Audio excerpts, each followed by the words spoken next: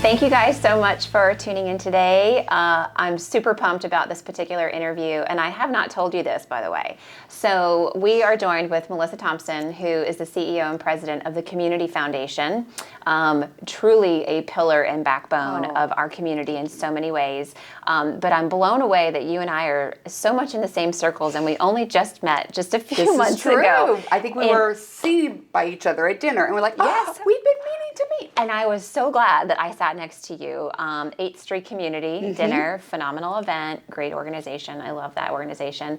But you are someone, as I was telling you kind of offline before, who I was like, I need to get to know her. And I've just admired you so much from afar and have heard so many amazing things about the Community Foundation from so many people. Well, thank you. And you have been such a catalyst behind the scenes, just running point on things. So I am so glad that we are having this conversation. Me too, because I kind of the same thing. I've been admiring from the sidelines. So Thank you. Love what you guys are doing. Thank you so much. Yes. It's a lot of fun. And the SheBoss in particular is a really great avenue for us just to take a slightly different approach to showcasing just amazing women in our community. And anytime we can use our company as a vehicle for that, like, all about it. Yes. All about it. So let's just talk a little bit about you. I have obviously done a lot of research on you, and I appreciate you giving us all of your feedback and through just initial, the survey and things like that. But I was fascinated to learn that you went to law school, and you're actually a lawyer by trade, and graduated like top 10% of your class. Yeah, it's a little secret. Which is, I can only imagine the skills that has equipped you for in the role that you play now. So it's definitely one of those things. I don't practice law currently, but that kind of background has just been so helpful for us as we deal with donors. Yeah. And so it's one of those kind of weird stories a little bit. I mean, I kind of grew up and I said, I'm going to be a lawyer. I had no lawyers in the family. I didn't know lawyers firsthand, so I just decided, though, I was going to do this. And then, which is kind of weird. It could have gone so many other ways. But is it because maybe you were the oldest of 6 and always like not putting people in their place, but kind of having to make executive decisions and negotiate a lot? Charge. I mean, and so in fact, my mom had told me, because I was always in charge of babysitting, and so my mom had told me one time, she said, your sister, and my brothers called me Missy growing up, and they were like, she's like, Missy's in charge if I'm not around, and I ate that up. And so whenever I first got married, my husband said, just for the record, I am not one of your brothers. I don't have to obey you. And so let's just set some ground rules. It was like, right? yeah, exactly. So that's hysterical. It was kind of fun. That is fun. So what was it like growing up with 6 siblings? It was good, it was bad, it was hard, it was lovely. I mean, my mom, very much family. And so our family had some circumstances, as all families do, where things weren't always easy. There was a spell for when my dad had left home. My mom was a single mom at that point, raising 4 kids. Wow. And so she took on 3 jobs, literally. So I had a strong woman, role model in my life. And so I just, I kind of did what I needed to do to help the family out. And so I think it was probably during those periods of my life that sort of catalyzed this idea that I needed to make sure I was able to take care of myself should I ever need to. I love that. Is your mom still around today? She is not. She was a school teacher for 50 years. And literally, unfortunately, the day after she retired, she had surgery for cancer and never really enjoyed her retirement. So lessons learned on don't wait, don't put off the important things in life. And as my friend John Allen says, never assume the luxury of time.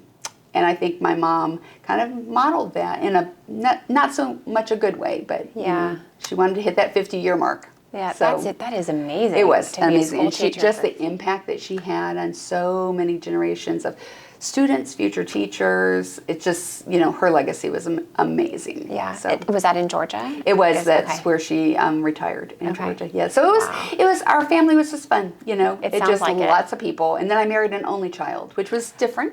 That's why he's setting the ground rules. He's like, let's just get this straight off the bat. Exactly. Yeah. Exactly. Well, that's too funny. I come from both my mom and my dad. I've got 6 and 5 on both sides. So our family get-togethers are just so many people. I was going to say, you get it. Huge, right? And like Christmas time and holidays, you're up talking all night long with and I previously not now, but previously was married to someone who it was like polar opposite of that. And so it was like a bull in a china shop, where you're just like, you're just not, when you're not used to that family dynamic, it can be a little bit of an adjustment, But in fun ways, I mean, like my parents were both one of 7. So when all the cousins get together, it was just chaos. And so I just remember, some of my best times though were at my grandparents' house getting a pallet, which anyone in a big family knows what that is. It's, you just put a blanket on the floor and call it, you're sleeping here. And so it's like, the details didn't matter, and I think that was what was important to me, kind of like the family was what mattered. Yeah, I love that. And that's, I think sometimes that could get lost these days. It absolutely can. Whether it be just through social distraction or peer pressure or, just sort of societal changes that have unfolded. And, not to get cheesy, but it's like, you kind of yearn for some of those traditional times when some of these things are not the priority anymore, right. And it's hard to get that through to your kids sometimes, but anyways, that's interesting. It was kind of fun. That is fun. Yeah. So you and your husband met and blind date. Yes, we were the blind date, which I love so much. And like, did you know on day one that he was the one? So we just were so comfortable with each other. This is just kind of a funny because my grandmother was definitely old school. My grandmother on my dad's side, and she knew I was going to go to law school. And she told my dad, she said, "This is a bad idea because she will never meet a husband." And so why did she think that? I don't know. I think she just thought I was going to get, into my 20s and not be married and gasp. Oh, no. Exactly. So I think the whole family was looking out for me because I just was doing my own thing. I wasn't really that worried about dating and that sort of thing. And so I think that was part of it too. And so my aunt set us up on a blind date. It was my dad's sister. It was like, okay, I'm going to intervene in this situation. And so my husband was at Georgia Tech at the time, and so we lived way out northeast Atlanta, which seemed like a long way back then. Now it's nothing. And so we met and just really got along well. And so just continued to talk and just enjoyed each other's company. And we're kind of more alike than different and just had fun. So I don't know that I don't think either of us would have said right then was like the one, but it was comfortable from day one. Yeah, and that's super important. My mom always told me that, the person that you marry, you want them to be your best friend first before they become your, because eventually certain things will run out within a marriage. And if you can't be, in that uncomfortable silence for an extended period of time without, that's going to surface in some other ways down the road. Absolutely. So I think that's so important. So 36 years later, we're that's great. Been doing 36 Congratulations. Years. Thanks. That's awesome. Any big plans for your 40th? Anniversary? We have certain places we love. We lived in Arizona for a while. We try to get back to Sedona once a year, and Hilton Head's kind of our favorite East Coast place. So probably something like that. Yeah, that's fun. That sounds fun. And you guys have one son, Sam, who, so I was blown away to learn about him, and he sounds like such an impressive young man, but holds a Guinness World Record. Which I was like, it was so random. But it's so cool. Random. So he is like a mathematician. He loves math. He's good at math. And so in 8th grade, he was on the state math counts team. And so that took us to Washington, D.C. For the competition. And it was just fun to be around other kids who loved math. And then it was the Raytheon math counts. And so they ended up doing this Guinness World Record. It's a human Pascal's triangle, and they hit the record time. It's, again, so random, but it's awesome. So he was part of that. And you would get a number, and you had to place yourself in the Pascal's triangle. So it had many, many layers, and anyway, so it was fun to watch. They got the record. They had the little Guinness guy with his timer and all. And it was just awesome. So, and I looked, and it's like still holding, because who else is going to do this? I don't know. That is so awesome, though. I have an 11-year-old son, and the girls know he's a little bit of a Renaissance man. Every day is some new business thing. He's like, so today I'm going to, do it. Anyways, and he just cracks me up, and so we were talking about this over breakfast this morning about what the Pascal's triangle was. And I am not a numbers person, I'm not a math person, but it was pretty fascinating. And he was like, and he goes to Mathnasium and does math tutoring, and so he's fortunately started to find this love of math, which I really appreciate. And sometimes that just gets lost on some kids, so I love to hear that, and just love to hear. What's he? Any idea what he wants to do? Well, he's an analyst in town. So he's 26 years old. He works for a local defense contractor. That's awesome. And so he's able to put those math skills kind of Yeah. in action now. And so, you know, it's just kind of fun to watch our kids blossom. And I think that was one of the things I'm glad I did early on. He had an interest in math, and so my husband and I were both kind of part of math teams and encouraged that. And so, awesome. That's you know, huge, just yeah. to be able to figure out like what's important to him was important to us. And so, and then now to be able to see him kind of using that for a career path that he really loves. And so, you know, my husband and I both, he told us one time, he said, you know, Mom, because my husband's got like a PhD, I've got a law degree, and goes, you know, it's kind of hard to be your kid. And so I'm like, the big shoes to fill. well, I mean, and so, but I think you know, but he also recognizes that we've tried to let him live his own life. Yeah. And not like superimpose our thing on him. Yeah. And so I think that's one thing we've done pretty well. Wow, that's awesome. That is awesome. And it's great that he's here too. He is. And hasn't he's left. buying his own house, and Yay! we're moving to his own house next year. That's And so exciting. it's That going is to so be kind of fun to watch exciting. our kids grow up. Yeah, and what a great place for them to do so. I mean, it's Yes. such a great community here. Oh, Such a it great is. community. It is. So you have had this beautiful career, and you know, and then when you guys moved to Huntsville, you got engaged with the Community Foundation. I did. And and for those that don't know what the Community Foundation is, I mean, I'm sure most people do, but just talk a little bit about it. Of course, I love to. I just love the work we get to do every day. So we are unapologetically donor focused. So lots of donors, people who have resources, they get bombarded sometimes with all of this great opportunities to invest in our community. But not many people are sitting on the side of the donor to say, what do you want to do? Yeah. What difference do you want to make with your financial resources? And that's where we come in. And so we really kind of help donors with their generosity plans, whether it's personally or with their families, or being able to kind of help them navigate what can sometimes be overwhelming amount of choices. And so we try to make it easy for donors to be generous. And so our mission is to mobilize generosity. And so we're about 16 years old as an organization, and in that amount of time we've raised over $125 million in charitable contributions. Oh my gosh. So it just, we get to work with Wow. the most amazing people in this community, and It's just fascinating. really helping them with their generosity. And so What was the, if you don't mind me asking, what was the inception to start the Community Foundation? Like, what was sort of behind the scenes there? an idea and some donors. And so it grew out of some conversations. We had someone who was kind of part of the early phase of the Community Foundation who came and said, they have this in other communities, why don't we have this in Huntsville? So interestingly enough, Huntsville was behind the curve, and we never hear that, in this particular area. So we were the 13th Community Foundation in the state of Alabama.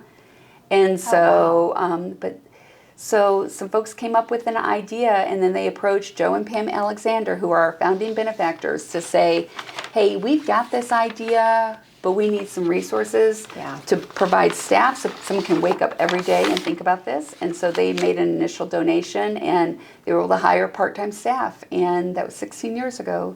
And it's just snowballed. It's crazy the amount of good that's been able to happen as a result of that initial investment. So it's kind of a reminder too that sometimes it takes that pioneer who's willing to put the money in and get things started. This would not have happened without their initiative, without their initial investment. So that's amazing. Yeah. And you've been here since 2004. I've been here since 2005.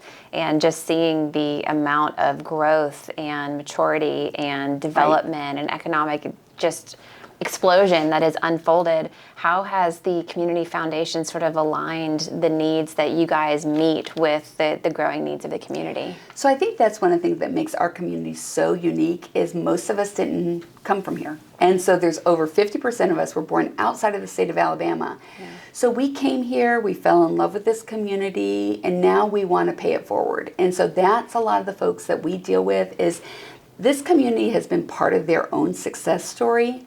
So then they now feel this need, this desire to give back. Yeah. And so a lot of our folks are just, they see it, this is a pay it forward. And that's how they're investing back in the community. So there's just so many stories about people who have been successful here and then who now turn around and use their resources to support others. Yeah.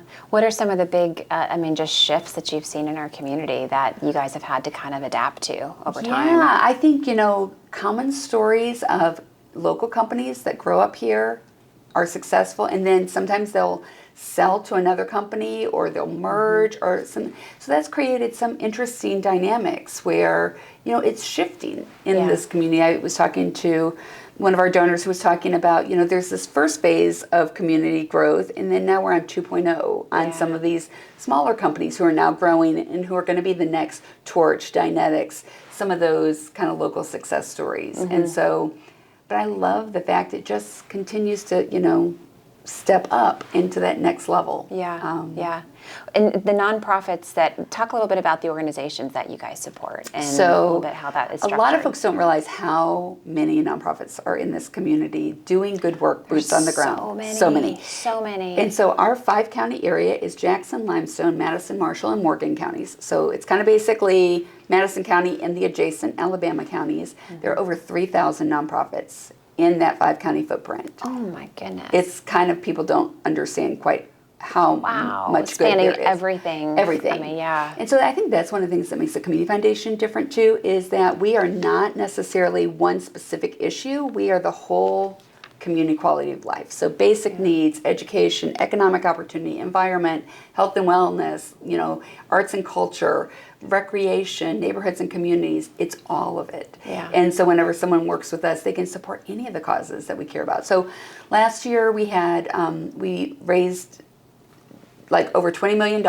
just last year alone, and we supported over 600 different nonprofits with grants from our donors. So it's just, really good things that are happening, and it's really the whole gamut. So how do you determine out of those 3,000 that those 600 are going to receive grants? Like what's that selection process look so like? a lot of it, about half of our funds are donor advised funds, which means the donor is going to advise the grants. So they're going to give to their churches or their favorite causes, any number of things. So the nonprofits who are sending out mailings this time of year in December that say, hey, these are the things we want to accomplish, our donors are receiving those, and our donors are then turning around and using their funds that are at the Community Foundation as ready resource dollars to push out to these nonprofits. But then we also have grants that we're managing where it's the difference we're trying to make in the world. So it could be education, and we're going to solicit grant applications. And then we have grants committees of community leaders who are making those decisions. Oh, gotcha. And then sometimes it's, a donor who says, hey, I want you to make this decision on our behalf. And so it'll be like neighborhood or historic preservation or whatever. And so we'll get grants specific to that. And then our grants committees are going to say who's best aligned to solve this thing that our donors wanted to do. So that is fascinating. It's fun. So I bet it's fun. Give you an example is last week was Giving Tuesday. And so a lot of folks are used to Giving Tuesday as a way of soliciting year-end donations, but we flip Giving Tuesday on its head. So instead of raising money, we celebrate our corporate community and the corporate donors who are part of our corporate giving network and the good that they're doing. So we announced almost $2.7 million of grants last Tuesday. Wow. So we had 26 different funders who were announcing grants. 189 different nonprofits received grants or through our corporate partners. Oh my goodness. So again, it was just bringing everybody together in one room to celebrate the generosity that's already happening. And so that is insane. We have an incredible community. Yeah, that is. I have so many. That's just awesome. And I think I saw that on LinkedIn, and I was like, I'm sorry, is there an extra zero there? Like that. It's just the impact. It is mind blowing. It is mind blowing, and there's anyone who knows anything about Huntsville, there's a lot of ingenuity and innovation, and and oftentimes with that comes the ability to give back and to donate. So talk a little bit about the corporate giving aspect of things, because there are so many companies here. How does one get involved with the Community Foundation if they're not already? So for companies, we talk about simplifying and amplifying generosity. I mean, generosity is the core of what we do. And so for our corporate partners, it may be we give them a vehicle where they can raise money as a company. we align them with other companies who are in the same space, and they can say, okay, how did you do this? How do you get your employees to donate? We take care of all the back office. So it's, the tax receipts and the grants, making sure that it's going to, nonprofit organizations that are in good standing with the IRS, all the legal. Yeah. We're taking care of that. And the companies get together and they can make their decisions. Sometimes we do provide extra services. So like our friends at Mazda Toyota, they're an incredibly generous company, and they're like, we want to lean in on the community foundation and get you to help us do what you do best. So we kind of custom design the grants program for them. And so it's their money, their decisions, but we're going to help them figure out what it is. And so they got, I think it was like over 80 grant applications in the first time they were doing their grant process, which is a lot to review. And so we kind of service their interface for that, and then they make the decision. So they actually had this past fall, they did a grants competition. It was like a Shark Tank pitch competition. Oh, love that. And Very so creative. they had about 20 different nonprofits who they had down selected from all who had submitted applications, and they came and pitched to their team. And their team was, probably, 25 different team members who came in and listened to these various pitches, and then they got to decide what difference they wanted to make in the world. And so that's kind of where we're just going to set them up for success. That's our role. That's awesome. It's everything from the companies just, taking it, and they just use us for their processing, and they're going to do everything from start to finish, to something like a Mazda Toyota who's going to engage us a little bit along the way. That's fantastic. And I love how localized it is too. Very much. And it's not something where, and there's a lot of amazing national organizations, but these are, making that impact right in your backyard. Correct. As opposed to potentially donating to a much larger organization that may have much larger overhead, or may not, that money may not be used in your direct community and things like that. So, that's just that direct connection there. It is. Yeah, that is fascinating. And you guys have a couple of unique initiatives within the Community Foundation, the Racial Equity Fund and the Women's, Philanthropic Society. So talk a little bit about a couple of those things that you've been able to launch. Well, and we talk about helping donors be generous, however it looks to them. And so sometimes our donors, we find other like-minded donors who want to do something different. And so several years ago, Lita Demaribus came, and she's just, one of my just role models, just sweet friend. And she said, Melissa, I really think there's the power of women coming together to help other women and families. I just sense that we just want to help each other. And so the Women's Philanthropic Society was born when like-minded women came together, and they said, we want to leave a legacy of love for this community. Wow. And so that's kind of how it started. And so women coming together, putting their money together to make a difference. And so it's what we call one of our now and later funds, which means 1/2 of all of the contributions support this year's grants, and 1/2 are endowed to support this work forever. Oh, fascinating. So that was one of our little innovative things that the Community Foundation did. And so since then, it's just unbelievable. Women coming together to help other women. And so this past year, one of the issues that was identified in our community conversation in the area of health and wellness was mental health support for young women. And so our Women's Philanthropy Society has awarded $100,000 of grants this year.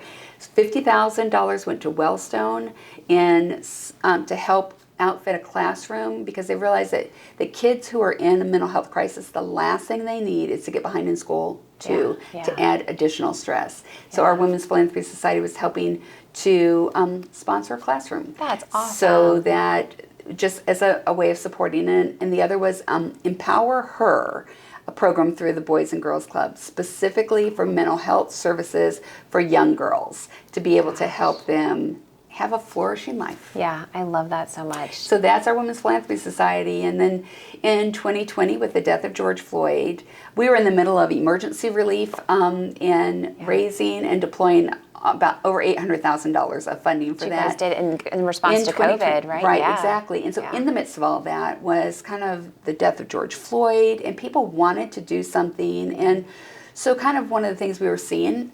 my inbox was flooded with folks who are, just making a statement about what do we believe about, the ability of people to get along, and justice and equity. And So we were thinking about what's our response, and we decided to do what we do best, and that's mobilize generosity. So instead of just talking about a problem, we decided to be part of the solution. So over the course of 3 weeks, we had 60 donors who stood up and said, count me in, and I'm going to make a gift or pledge of $5,000 to be part of this new racial equity fund. And so it's about using funding to address equity gaps based on race. And so that was at the end of June. By July 1st, we were advertising the grants, and by August, we had already deployed $85,000 in grants right away to be able to help address equity gaps. And so some folks have said, well, I don't understand, what does that look like? I'll give you an example of one of our first grants that has been funded since, and it was Boys and Girls Club. Boys and Girls Clubs came and they said, 80% of all the folks in prison, their first run-in with the law was a driving offense. And so if we can interrupt that path for the driving offense, maybe we can have better outcomes down the road. And so they said, for us, a lot of the kids who come to Boys and Girls Club may not have access to driver's ed because there's a conflict in high school, they've got another class that they need to take at the same time. They may not have transportation to get to driver's ed in the summer, and their families may not be able to afford private instruction. What if instead we brought driver's ed to the Boys and Girls Club?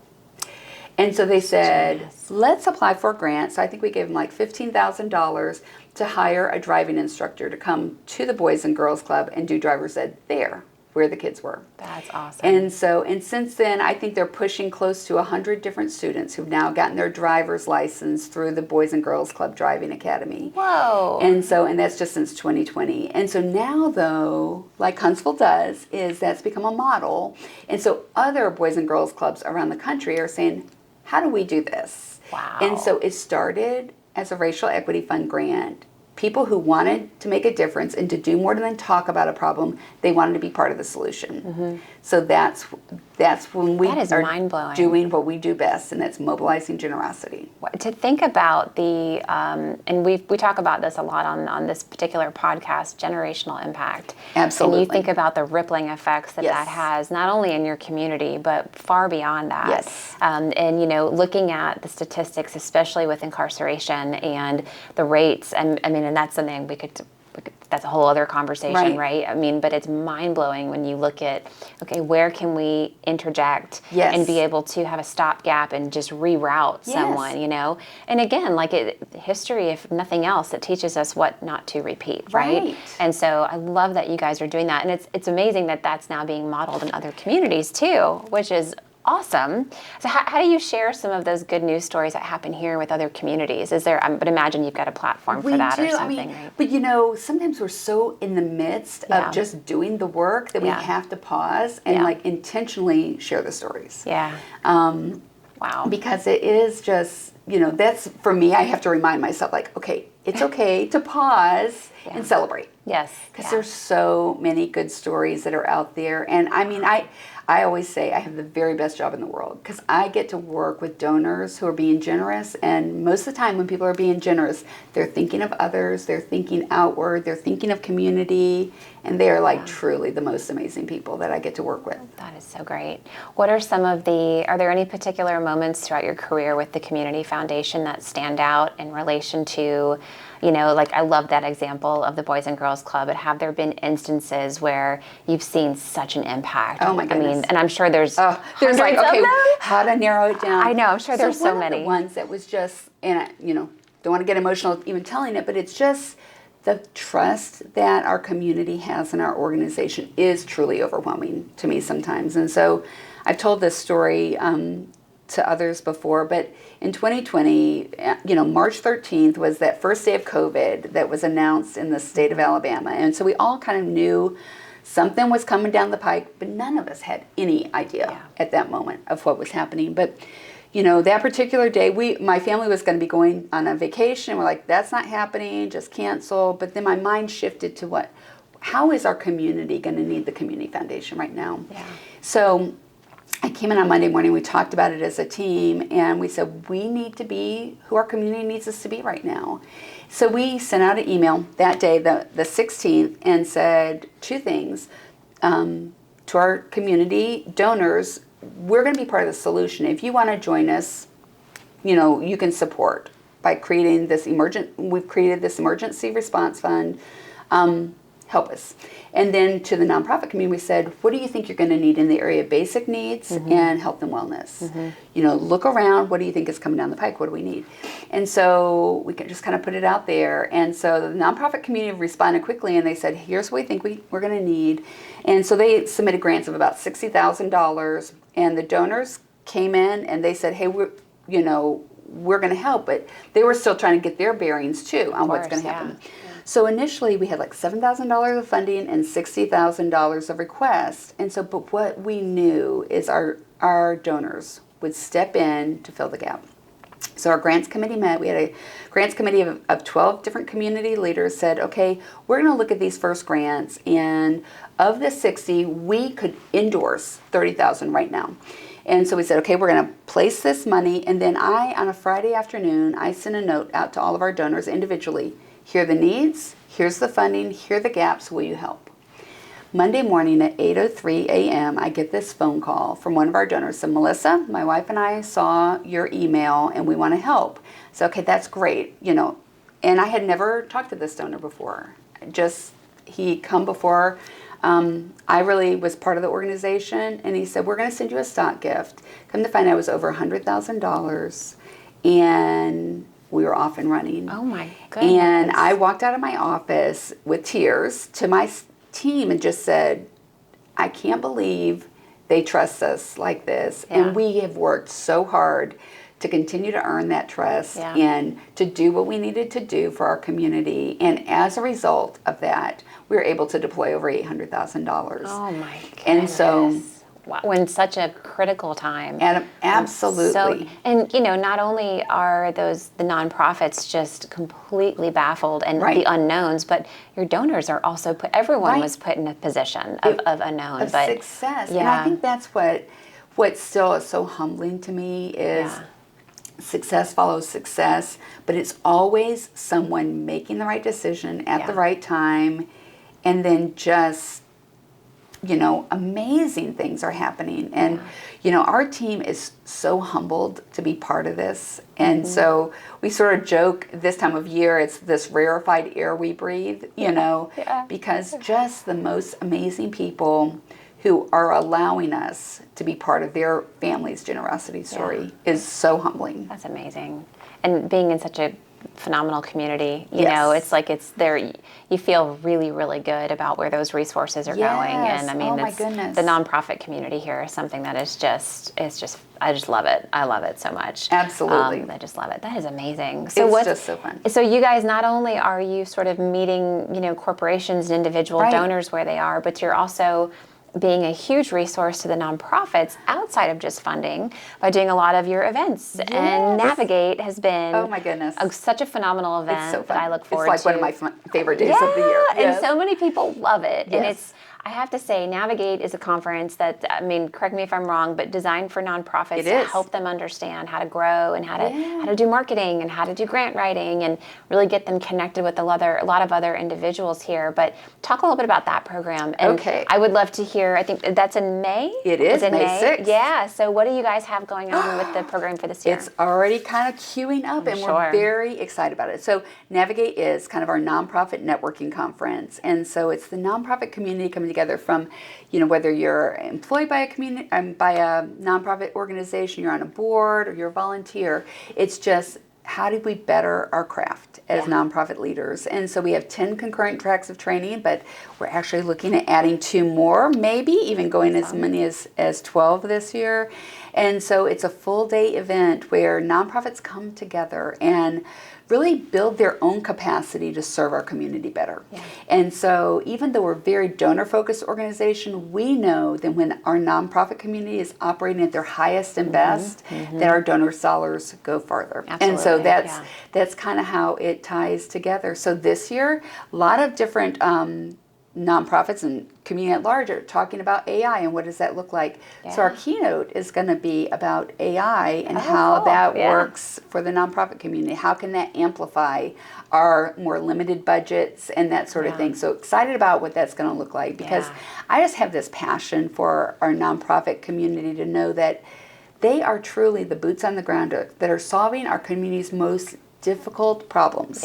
The things that can't just be solved by a business plan, and there are some very human factors at play, and they work so hard, our nonprofit leaders do. And so how can we support them better? And how do we let them operate, in the same, with the same sort of resources that our business communities operate at? So I love that so much. And it's affordable. It is. And I mean, it's not a huge investment, but the value that is gained from Navigate, I think, is just, it just gives ideas and connections and, so many different resources that they walk away with. Thanks to leaders like you that will come and help present at these sessions, to be able to, offer your resources to this nonprofit community. It is such a collaborative, conference, because we have track sponsors who are giving their time. We have speakers who are giving their time, and just together we're just building one another up, and there's just so much energy that day, and that's why I love it. It's a really fun event. It is fun. Super fun. It is. People love getting together, and it's just focused on nonprofits. And you just don't really have that. Most nonprofits are kind of doing their own thing. They'll have their own event for their own cause, but this is the day that's focused just on them. I love that so much. I love that. And so I would imagine, you did not ask me to say this in any capacity, but you're probably looking for some sponsors for the event. So it's a great way for sponsors who love the whole nonprofit ecosystem to really support that. Absolutely, and so we'll have about 550 nonprofit leaders on hand that day, and so it's a way to touch all of them. That's amazing. And I think you hit on this, Melissa, too. Our community is Huntsville in North Alabama would not be what it is without the nonprofits in our community who are busting their butt and helping those day-to-day stories that are so easy to just, out of sight, out of mind. But there's a reason why this community wins so many awards, and there's a reason why we have such great school systems. And but underneath it all, we still have a lot of challenges, right? As our community grows, so do the challenges that we have. But there's so many people here that want to go out of their way to invest, which I love that. I'm such a huge cheerleader for Huntsville and City of Madison, where we live today, and it's just such a great community. But it's organizations like the Community Foundation that are allowing a lot of that to happen, and really connecting the dots between corporate donors and these organizations that just need that so desperately. Well, I've kind of joked that my business card officially says CEO and president, but I really want to get the cool card that says I'm just a charitable matchmaker, because that's what I love doing. That. And I'm like, it would give me many more cool points than I've really earned. And so, but it really is about finding donors, helping them identify their passion, putting the pieces together. I love that so much. You made me think earlier when you were talking about just the process that you guys go through. I was visually thinking of you just with this massive puzzle and just putting it all together, and it very much sounds like so that's fun. what you're doing. It is. Well, and so one of my colleagues, Ann Kavach, who is our programs director of programs, and she's the one who helps deploy all the grants and all. We've known each other for a long time, back to PTA days, in fact. And so she'll say, "Oh no, I see it when Melissa's head starts," because it's just so fun to hear the donors say, "What I really want to do is," and then us be able to kind of say, "Who do we know who can make something happen?" Yeah. That's amazing. And then you do. And then you hear these beautiful stories, it's so awesome. I truly have the best job in the world. I think that you do. I do. I would have to agree that. with you. No, I would have to agree. My career started off in nonprofit. So it has been near and dear to my heart. And the girls know, we try to use Flourish as a vehicle to help nonprofits as much as we can. And underneath it all, that's what I will be doing probably for the entirety of my life in some form or fashion, whether it's volunteering or just something. And I think you do have the best job, because you get to, just really hear the needs and work with organizations in such a way that a lot of people don't get exposure to. But then, as you mentioned, really taking some of these successful companies and individuals who want to give back, but maybe don't know where to start, and just, making this, again, the generational impact and change that is going to live so far beyond, what most people will see, which is just amazing. It is so fun. It is awesome. It is just awesome. It's awesome. Thank you so much for all that you do, and not just you and the Community Foundation, but you as an individual. I love your spirit and your drive and what you bring to this community. Well, I mean, it's such the epitome of just an amazing woman doing fabulous things, and so honored to have you sitting here and standing just joining on the us. shoulders of giants, who've come before us. I think that's all of our story, isn't it? It's kind of like, who's come before me, who paved the way that I could do what I get to do today. Yeah, so that's amazing. Well, we're going to be constantly cheering you guys on from the sidelines. Yeah. Thank you. Well, jump in. Jump into the game. Oh, yeah. Well, we'll definitely take part and navigate for sure. I mean, that's an event that I look forward to every year. Thank you. Honestly, it's been, I just love that event. But thank you for what you guys are doing in our community, and for joining us. I mean, this has been awesome. And I'm so glad that we finally had a chance to connect the way that we needed to. Well, so thank you, Megan. Awesome. Thank you guys. Have a good one. Thank you.